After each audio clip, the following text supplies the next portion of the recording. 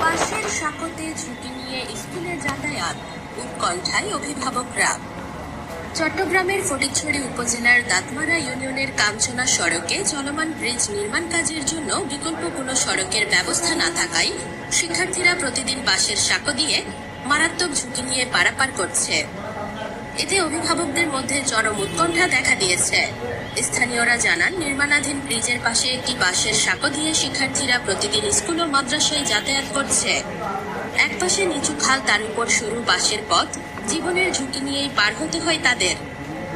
এক অভিভাবক বলেন, আমরা ভয়ে থাকি কখন কোন দুর্ঘটনা ঘটে, সন্তান স্কুলে গেল কিনা, সাঁকো পার হতে পারল কিনা, এই চিন্তায় দিন কাটে। স্থানীয় একটি নুরানি মাদ্রাসার শিক্ষক জানান, প্রতিদিন সকালে সাঁকোর পাশে দাঁড়িয়ে শিক্ষার্থীদের সাহায্য করতে হয়। সাঁকোটি খুবই নড়বড়ে, কিছুদিন আগেই এক শিক্ষার্থী পড়ে গিয়ে আহত হয়। এভাবে চলতে থাকলে অনেক শিক্ষার্থী স্কুলে যাওয়া বন্ধ করে দিবে।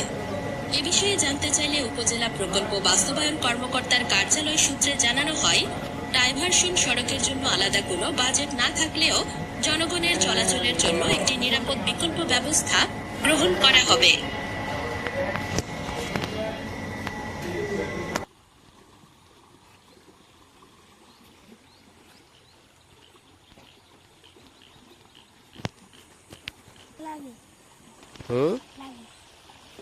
ভারতে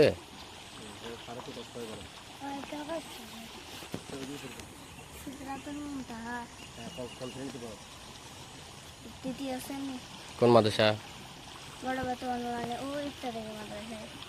তোমার ভয় লাগে কিনা বলো।